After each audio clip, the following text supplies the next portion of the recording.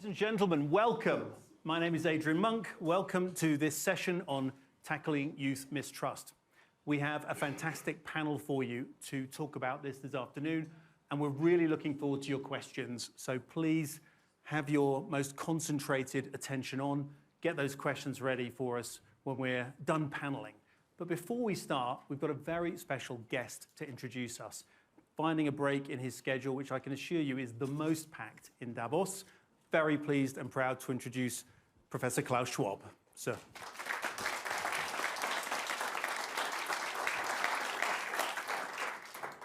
Thank you, Adrian.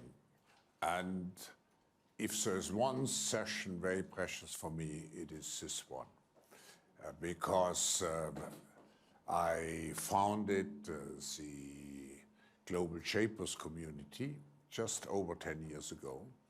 And now we have 500 hubs around the world in 500 different cities with over 15,000 active global shapers. If I'm depressed, which I rarely are, but then I would go to one of the shapers hub and recharge my energy. I think it's just amazing what those young people are doing. We request from each of the hubs to show its commitment to the purpose of the World Economic Forum by running at least one significant local initiative with a social purpose. And the Global Shapers, in the last 4 years alone, have undertaken more than 2,000 of such initiatives to facilitate and improve the lives of the citizens in the hubs. Now, why do we integrate the Global Shapers? You know, the World Economic Forum is a multi-stakeholder organization. We try to have each part of society very well integrated in what we are doing. And the young generation is not sufficiently represented in international and global decision-making. Just think that the average age in the world is somewhere around 29, if I'm not mistaken. The average age of those who takes decisions about the future of this young generation is probably 55. So there is a mismatch.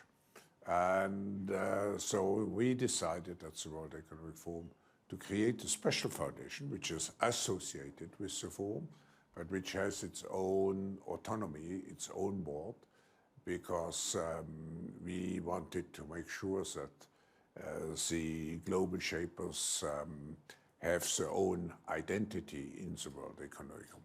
So I just wanted to introduce this fantastic community to you and what they are doing, and I'm very glad to have under the leadership of you, Adrian, now a discussion with 4 of the shapers, which show you the outstanding caliber of those young people. And we could have also 15,000 here. And we have 50, by the way, here at the annual meeting, 50 from 50 different countries. And they will make sure that what we discuss here is also communicated to the whole Shapers community, and so is an interaction.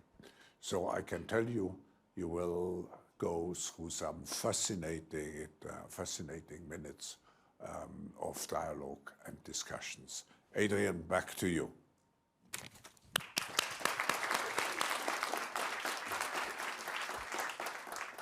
Professor Schwab, thank you very much indeed. And I'm going to ask our panelists to come up onto the stage. We have 4 fantastic global shapers, and we have an amazing colleague from the world of media, Kamal Ahmed, who is, has a stellar record in journalism in the UK, and is also founding a news organization that I think he'll tell you more about, but is going to tackle some of what we're talking about. So first off, tackling youth mistrust. The Global Shapers community surveys its members regularly. And this issue of trust comes up year after year after year. My generation, I was born in 1965, grew up in the shadow of nuclear war, the Cold War battle between the US and the USSR, and that shadow lifted in 1989, giving us hope that the coming decades would see progress, would see peace, would see people coming together to tackle the big problems. What have we seen in the last decades? In the first decades of the 21st century, we've seen income inequality, we've seen conflict, we've seen climate change, we've seen progress seemingly reverse on a whole realm of issues that I think any generation would expect those in power to have tackled or addressed or done something to move the needle on. And that really, I think, is underlying this issue of mistrust. But don't take my word for it. Take the word of these people. And I'm going to ask each of them to introduce themselves, tell you a little bit about why they're members of this incredible Global Shapers community, and also why this topic of mistrust is so important to them. And I'm also going to ask Kamal, as a founder, who literally, I think his startup is weeks, if not months old, who's come into this environment wanting to use media and journalism to transform that relationship and transform that trust, to say a little bit about his mission and how the news movement is going to tackle some of that. But first, Miguel, I'm going to start with you and ask you just to say a few words. Wonderful. Well, first of all, thank you, and thank you. This is an incredible honor just to be here with all of you. So a little bit about me. My background spans across social entrepreneurship, advocacy, and foreign affairs. So the one reason why I really care about this issue is because when I was 9 years old, my family and I were forcibly displaced from our home in Colombia by violence. So I experienced early on the impacts of conflict and misinformation, because that's what happened to my family. Actually, we were falsely labeled as members of a group, and unfortunately, that's the reality for many other countries. And then later on, I translated some of that passion into social impact, entrepreneurship, and into co-creating solutions to make this a better world. I think I'll leave it at that for now. Miguel, thanks. Taylor, just been a change of government in the country you've left. Tell us a little bit more about you and about why this issue is something that gets you passionate. Of course. So I'm a global shaper from the Sydney hub, and a week before the pandemic in 2020 took hold, I quit my job due to a long-held belief that if we are going to have truly collaborative and equitable global communities, we need the people who are least impacted by crisis to step up, take responsibility, and work in service of and in collaboration with those communities that are the most hit. And so 2020, I threw myself into that at an interesting time, which was testing and educational to say the least, but it really showed me what's possible in this community and what we achieved with the Davos Lab, and what we saw in the responses with the breakdown in trust and the fear felt by young people is really something that I'm entirely committed to serving with everything I have. Thanks, Taylor. Taha, you've joined us from down Lake Lehman in Geneva. Tell us about your journey and what's got you passionate about this topic. Thank you so much, first of all, for having us here.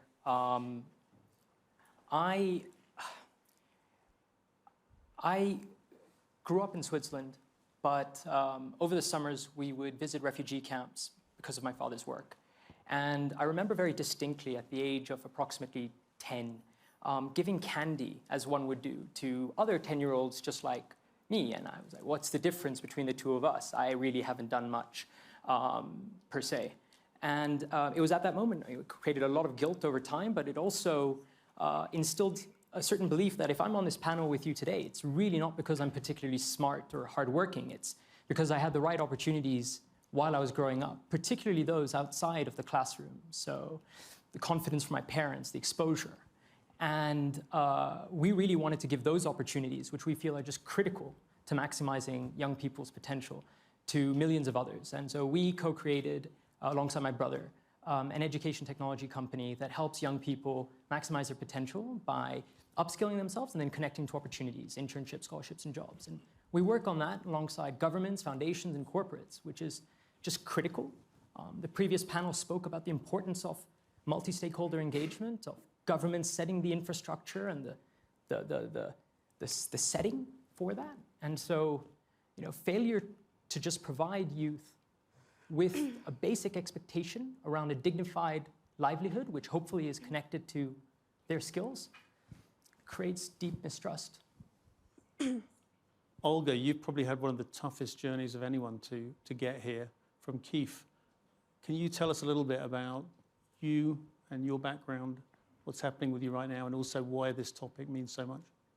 Yes, thank you. I'm very appreciative to be here today, to have the opportunity to raise the voice for Ukraine in other circumstances. To be honest, there were many projects I was working in the past. There were many career passes and many personal aspirations. But to be honest, I feel that it seems that they are left in my previous life that I had before February 24, when the full-scale Russian invasion has started. My country is in war now. The war that was actually started in 2014. That war that distracts all of us. This war is unfair, and this war breaks all of the rules of the war, demonizing the Geneva Convention. So I'm here today as a seat, one of the millions of the seats of Ukrainians and also foreigners who support our resistance and to help us to fight it. And the reason of my mistrust and the mistrust of the Ukrainian youth that I'm representing is an inability to meet this war and to meet the world crisis in the proper and especially a fast way. Thanks. Kamal, you have started a new news organization, the News Movement, and that, my sense is aimed at addressing some of the issues that we're talking about here today, which is this issue of trust, this gap in belief. And we've seen, haven't we, in the last probably 5 years, an expectation that rising levels of education would make for a more critical, a more informed, a more demanding audience, a more demanding citizenry. And instead, we seem to have gone back into a phase of propaganda, of misinformation, of disinformation, of viral messages that bear no relation to reality. What do you think something like the News Movement can do in this environment? And what do you think media more broadly can do to help bridge this gap? Well, look, first, thank you so much, Adrian and Professor Schwab, for inviting us along. We're a very young company, as you say, just been in beta at the moment for the last 3 months. I'm moved tremendously by the stories of you four. And I think Professor Schwab nailed it when he said the decision-making for people who make decisions, average age is 55, and the people affected, their average age is 29. And I think all of us in the media, I've been fortunate enough to have a long career at the BBC, the Telegraph, the Observer, the Guardian, and elsewhere in my career, what are called traditional media companies. For all of us, we are aware that there has been this big shift in trust. But at the same time, we can see from conflicts in Afghanistan, Syria, the war in Ukraine, the COVID crisis, climate, the need for trusted, fact-based journalism is greater now than it has been for a long period. But there is a gap, as you say, Adrian, and we know that because of that gap, because of the way the media operates and maybe who makes too many of the decisions, that younger people particularly have an issue around trusting the media. And we saw from the Edelman Trust Barometer yesterday that the media, governments, business, all have this issue around trust. So the News Movement, with others, wants to create communities, partnerships, platforms where we can work together, led by young people. I am super old. Our team, our young newsroom, at the moment based in London and New York. We're a New York-based company with a UK base as well. Average age 24.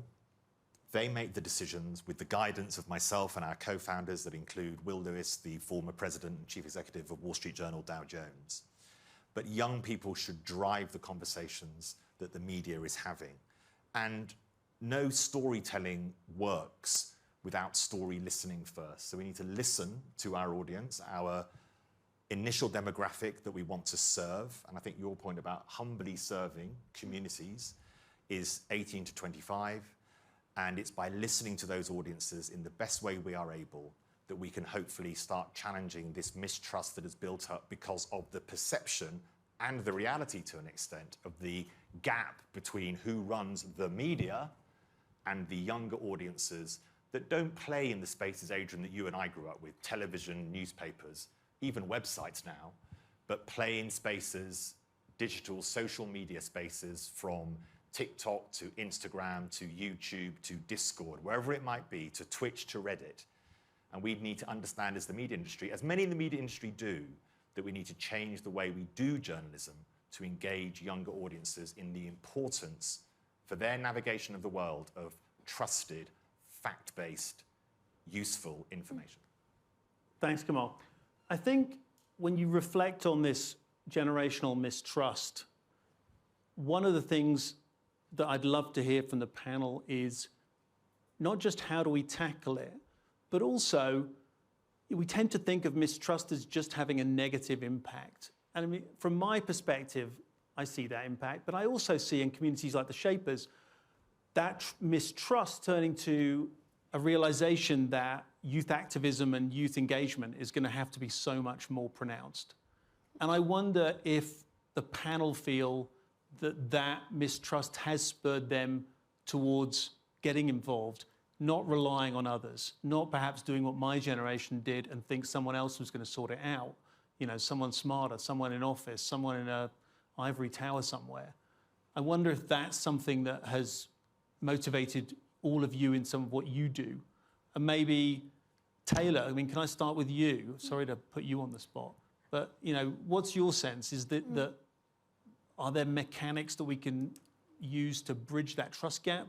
But also, has that lack of trust certainly taken you on a journey, or people that you know?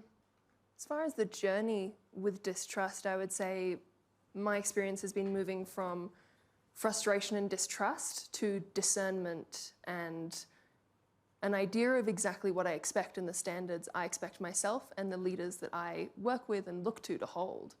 And so I think you're definitely hitting on a point that's incredibly valid, which is that there is a purpose to be served by the discontent that we feel. But we as young leaders, or as leaders and citizens in total, have a responsibility to channel that into something deeply productive, deeply collaborative, and that's solution-orientated. So I'd encourage that to move towards empowerment and discernment and sort of critical analysis of what we're looking at. And Taha, you talked about some of your formative experiences. You know, are there things that you see as potentially helping us to bridge the gap between the generations in terms of restoring some of that trust? Or is it something that's irredeemably broken and you think that your generation is now going to have to fend for itself? So youth don't necessarily start distrustful. They have certain expectations which are somewhat reasonable. They would like trust of their leaders. They would like shelter. They want peace. But one point I would like to emphasize is the belief that they deserve to pursue a dignified livelihood, ideally matching their skill set. And for governments and for leaders, if they want to be able to earn that trust, one has to go back to the basics, which is that livelihood that they're pursuing. And it's incredibly complicated, but as was said on the panel before by Bob from PwC and Jeff from Coursera, governments are critical to putting together the framework and the infrastructure to be able to tackle this very complex problem. It's incredibly difficult, but if one wants trust, it's critical. And that you touched there on the cost of living a little bit and the livelihood promise. You know, the promise growing up in the 60s and 70s was that if you got educated, you would get a job. If you got a job, you'd be able to buy a home. If you bought a home, you'd be able to bring up a family. All of these promises seem now to be on checks that aren't being cashed. How do we fix that? How do governments fix that? And is that partly at the root of this crisis, Miguel? You know, I actually agree with everything that's been said so far, and I can actually relate on a personal level. What you were saying about mistrust, I think it's good to have a healthy level of skepticism, to have critical thinking, not to just take things for granted, to take all the information and just believe in it. So that ability to have critical thinking from an early age is important. And that's why I think we need to start thinking about rethinking education from an early age. How do we integrate civic engagement so that folks from an early age know how they can best channel their ideas and frustration in a way that is effective? And that's where you see the added value of intergenerational allyship from an early age, mentors, having support systems from an early age. And I can relate on a personal level. You know, I graduated in 2015, went to university, did 4 co-op terms. I spoke various languages, and I couldn't find a job. So I could definitely start feeling the frustration, and it's out of that frustration that came the desire to then launch what would eventually become a nonprofit by accident, because I didn't find the proper avenues to advance the issue of climate action. So yes, definitely leaders. First, we need to take a step back and ask ourselves, why was there that breach of trust in the first place? Second is also that there are also differences between the global north and the global south. In some countries, it's dangerous to even raise your voice. So we need to ensure that those fundamental freedoms are assured in the first place for those places. So rethinking education, rethinking civil society engagement. Perhaps the last thing that I would say is that we need to move away from those extractive consultation frameworks and instead embrace the value of co-creation and co-design, because when you're doing that, you're giving young people an ability to shape policies. And I'm thinking of the Youth Recovery Report that we co-led with the Global Shapers community, which engaged the voices of 2 million people around the world in over 150 cities. And it was a true example of intergenerational allyship between young people and leaders. And I think that's an example worth exploring. So definitely check it out, because it's a great report. Thanks, Miguel. I mean, no one would ever wish to see what's happened in Ukraine visited on any country, any people. But it's also true that it's produced some incredible moments of leadership and of generational collaboration and of young people stepping up to take real leadership roles in what is an existential crisis for Ukraine. Olga, are there some lessons from the very dark experience that you and your country have been through that maybe speak to this? Yes, when the revolution of dignity was happening in Ukraine in 2014, I thought I've seen everything the best Ukrainian society could do with respect to cooperation, with respect to raising their voice and speak up for the future that we want to have. But something that I'm facing at the moment in Ukraine, it's terrifying. What are the circumstances? We need to be there and we need to act that fast. But also it's inspiring how strong we are. So I would define myself as a seed, as I told before, because there are millions of Ukrainians who do everything possible and impossible. And from what I've seen in Ukraine, I'm confident to say that Ukrainian youth initiatives, they would be easy to compete with the state authorities' initiatives, with the governmental and non-governmental organizations, and with the large global businesses. Something that I'm observing at the moment in Ukraine, that Ukrainian youth was never united so strongly since the Second World War. There are incredible things we are doing, as for example, fundraising 1 million from the Ukrainian IT community to buy the fighter drone just within 24 hours without any outside parties involved, to build the startup that would create a subscription to help our militaries by Ukrainian product IT community. Then our farmers who would fight and who would take back from the Russian militaries their tanks just with tractors. And then these tractors would be used to seed the new harvest under the missiles, just to make sure the world is not suffering from the hunger.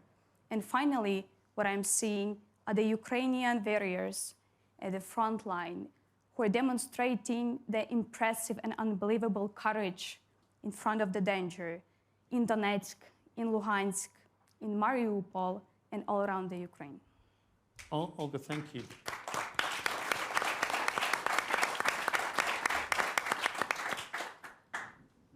Kamal, just turning to you, I mean, I think we're both of a generation where perhaps learning to ally with younger generations is a challenge for us.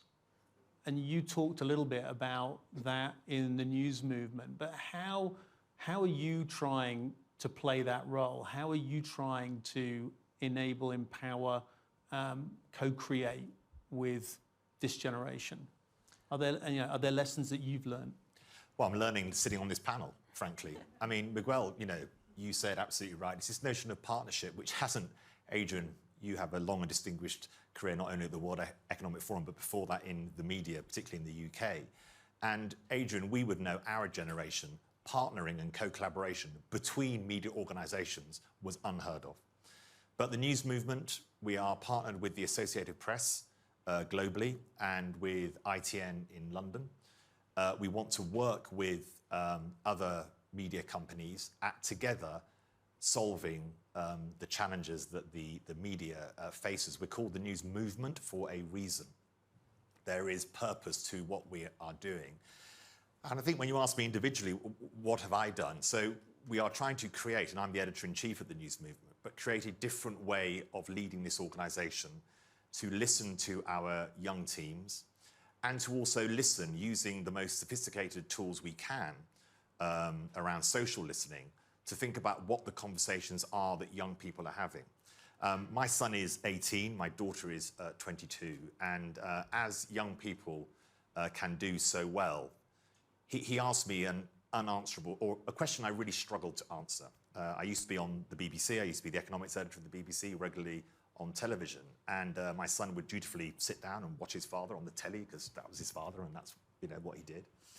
And he said at the end of one of the news bulletins, very clearly and distinctly to me some years ago, so he was a bit younger, "Dad, why is that the news?" i.e., why is that set of things that you're all talking about the news? And I found it very hard to answer. Well, because groups of, let's be frank, mostly men in different rooms around the world have decided that is the news. Well, it doesn't mean that's what you think is the news. And so we, as a media industry, doing our job brilliantly, as we so often do, and putting lives at risk, as we have seen in recent years and months, we also need to understand that we need to break down the notion of what is news and listen to young people about what matters and understand that there are many more notions of what the global community is, where people are as interested in Davos as they are in Dhaka. They want to know what is going on, not just down the road, but on the other side of the world. And we need to understand that. And I think that means making different decisions about the stories we pick. And one key thing about rebuilding trust for media organisations is transparency. Why have we come to these decisions? So we regularly at the news movement show our journalists doing their work. Who have they contacted? Our morning meeting when we discuss the news. Well, why are we talking about these things? One of the most interesting things about Ukraine and covering Ukraine, if you looked at what people were searching for, this is in Western, I speak, and I apologise for this, I speak mostly through a lens of the Western sort of developed economies, which is where I have worked. So forgive me for that. But when it came to Ukraine, the thing that was most searched for by many, many people before Putin invaded was, where is Ukraine? And the media often starts Series 6, Episode 5, when lots of audiences haven't seen the first 5 series and don't know where you are, and you've created this huge gap of what I sometimes call posh news for posh people. So we started our first explainer on Ukraine, which got over 1.1 million views on TikTok, with literally, it's here on a map. This is Ukraine. It's between this big country here, Russia, and the rest of continental Europe here. And we pointed at it. And we showed ourselves finding this out because that's what people were searching for. New mechanisms, Adrian, we can use and hopefully engage young people in the journey of helping them navigate the worlds around them. Thanks, Kamal. And thanks, everyone, for just setting the stage for us. I'd really love to bring our audience into the conversation. And while perhaps we look around and see if I can pick out any hands amongst you, I just want to throw out the idea, too, that perhaps for the generation that currently has power, it's more important even for them to learn how to share authority and share decision making. Because I recall growing up in an atmosphere of apprenticeship, of earning the right to have a voice. And actually, we all have that right. It's not earned. You don't pass an exam to vote. You know, you're not considered unworthy of human rights. You know, you're granted them by virtue of your humanity. And I think some of what you've been saying from here is a lesson to Kamal and I, and I'm sure other people of our age and generation in the audience, which is we need to rethink how we adapt. You know, you don't necessarily need to rethink it, it's us. So I'd love to hear from people at every stage of the generational game. And I can see a hand there in the middle, and I'm going to ask you to say who you are, if you wouldn't mind, and give us your question. Hi, everybody. So my name is Fatima Zahra, and I am a global shaper from Rabat Hub in Morocco. So I heard this really interesting quote in one of the sessions in the morning that said, "Power does not concede without a demand." And so my question to you is, how can we make that demand as effective as possible from your own perspectives? It's a great question. Miguel, can I throw that one first at you? I'm actually trying to understand the question itself, so... Well, the power doesn't come without demand, and how do we make that demand? How does that demand get made? How does it get articulated? You know, how do you get that voice, I think, into the conversation without simply asking that nice people in their 50s give you that opportunity? That's a great question, actually.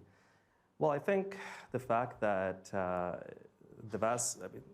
a huge amount of the world's population are young people, and the decisions that are being made nowadays are going to impact folks into the following decades and generations to come. So there is that argument that we need that intergenerational parity starting now.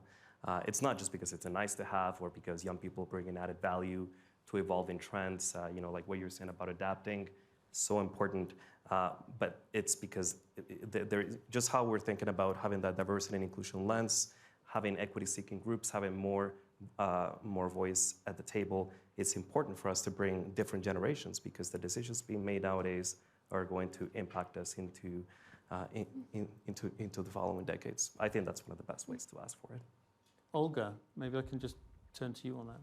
Yes, I would say that we don't need to ask for that, but from the experiences, you know, in Ukraine, we need to compete, to see that our ideas are valuable, to show that our approaches are working, and to get to that point when we are so strong and we can create so much value that the other generations, the generation in power, would come to us and include us just because of the innovation that could help them to move forward and move faster on their agenda, just so that the sources that we have, the investments that our approachability and our great ideas could involve, that's something they would like to share.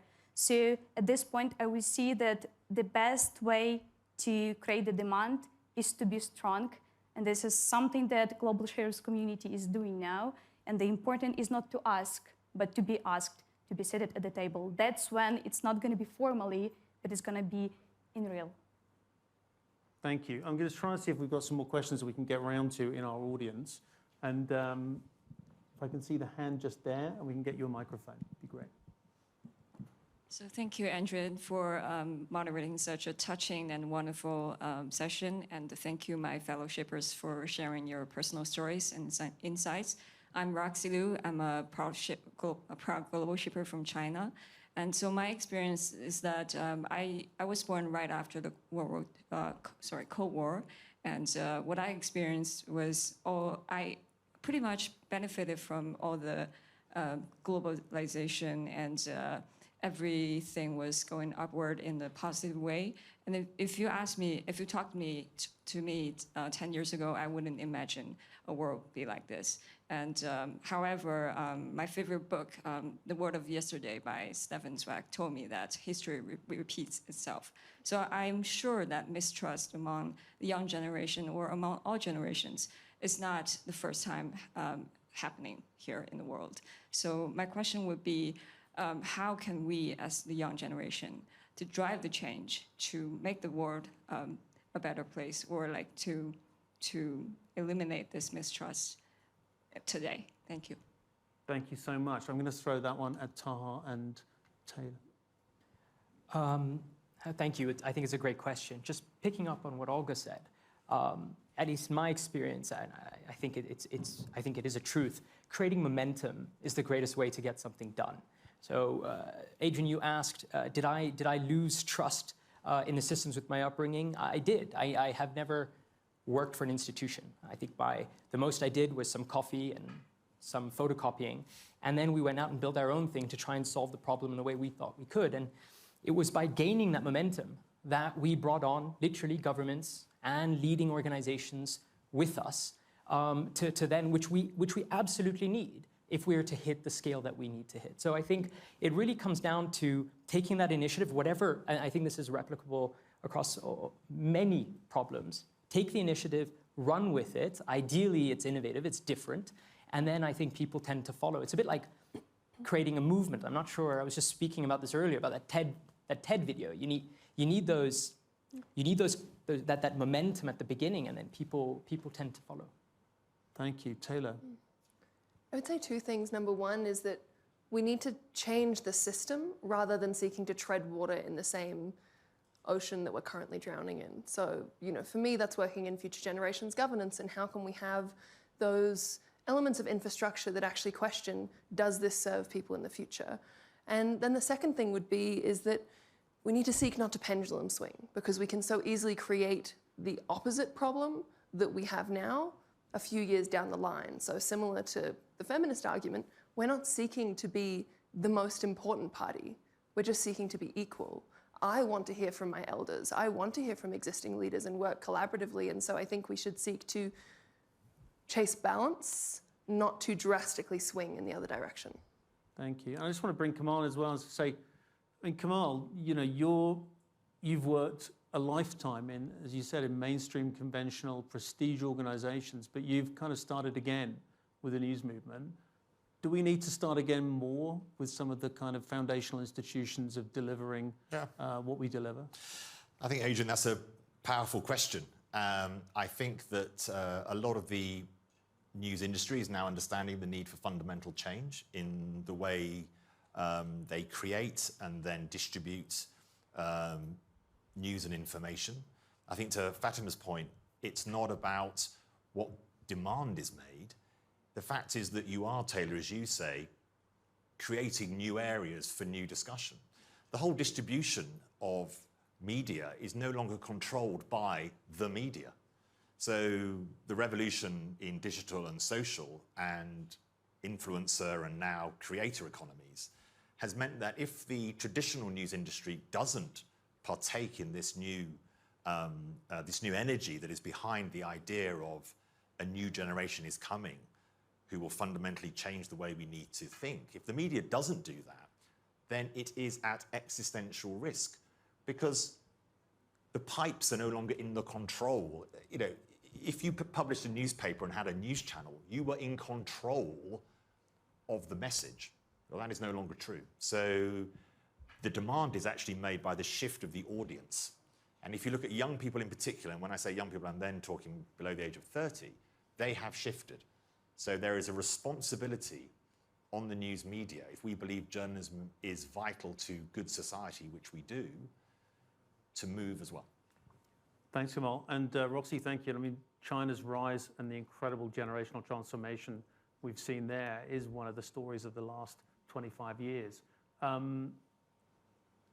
Just want to see if we can squeeze one more question in before time takes away from us. And perhaps I can call on the gentleman in the front row. Hello.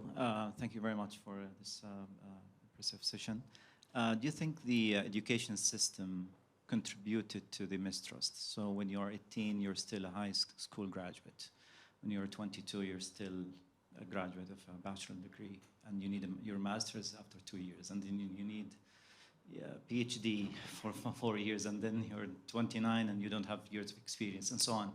So do you think this is part of the mistrust that was created? The education system and number of years contributed to that, and how we can solve that? It's a great question. You know, I recall growing up with people who'd left school at 14. My dad left school at 14.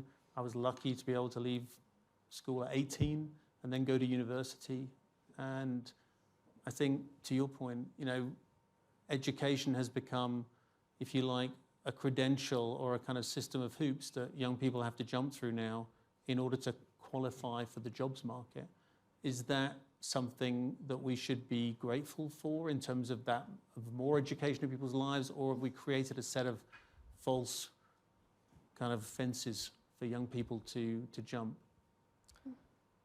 Yes, I think that's definitely part of the reason. So it's that failed promise that was made that you go to school, you get good grades, you go through university, and then you'll get a job. And I can tell you that's not the case for a lot of people in my generation. So we need to rethink about how education is from an early age, incorporating more emotional intelligence, civic engagement, providing people with the tools so that they can survive in the new economy. We are seeing the rise of the gig economy as well, so legislation also needs to modernize so that we can protect those workers so that they can compete. And at the same time, once you modernize that legislation, and some countries are doing it, then you also provide a space for innovation, for new ideas to thrive, for people to take action, as you were saying. So there is incredible potential out there for young people, but the systems really need to change. So building on Taylor's point, we need to rethink systems, and I think the pandemic has provided us with an opportunity to pause, to reflect, and rethink how things could be done. Taylor, can I just bring you on that? Absolutely. So I absolutely think education is a privilege, and I think especially someone who's had the fortune to experience a lot of education, I certainly would never undermine the value of that and how lucky I've been. However, I recently completed an MBA for the pure reason of hopefully older people listening to me, and completed it alongside trying to run my business. And I think that therein lies the exact challenge, is that I don't believe that I'm actually using a lot of what I learned in the work that I do, but it has made a material difference to how much people listen to me. And so it's a matter of rethinking, what does credibility mean to us? How do we measure credibility? And exactly to your point, how are we constructing our education system to empower agency and critical thinking and creativity? Thanks for that. As a former university professor, I can say probably the worst served people in the world is anyone over the age of 21, because universities have not adapted, in my experience at least, to bringing people my age, Kamal's age, some of your ages, back into the university system to relearn, re-up their skills, get back into things. And that, to me, remains a massive challenge for the generations ahead. I want to have a very quick final word from our remaining three panelists before we have to sadly close the session. Kamal, very quick word from you on, if there's one thing that you could do to bridge that gap, what would it be? Well, launching the news movement, I hope, is one tiny stick in the new bridges we need to build. But we need to regain that trust. Otherwise, journalism will suffer. And if journalism suffers, good society suffers. So the media industry needs to find new models. We need to do it in partnership with young people and in partnership with each other. And you're absolutely right, Adrian. Every day, whatever age you are, is a school day. Learn, listen, and iterate. Tar, can I throw the same thing at you? Help young people access dignified livelihoods. Really bringing together the different stakeholders. We desperately need the most committed minds, the talent to solve this very complex problem. There's great minds going towards climate action, which is critical, but not enough focused on the problem of connecting to dignified livelihoods. Partnerships, capital, really accentuating, really coming together around that. Thank you. And Olga, final word to you. You've shown us some incredible inspiration and some hope in the toughest of circumstances. Well, I'm here in Davos. My heart is obviously in Ukraine with my people who are in war. So at this point, I would say that we need to be brave as Ukraine it is in the moment, and to be brave to stand for our values, for the values of democracy, for the values of freedom. And at some point when we are making decision and when the generation in power is making decision, it might seem that the cost is high to stand up to their values. But it's important to remember that while freedom is priceless, the freedom has its price. So I would encourage them to remember about that and to act their best possible way to protect our values, because basically this is what unites all of the generations who are now in our world. Thank you. Olga, thank you. And please thank all our panelists for their contribution.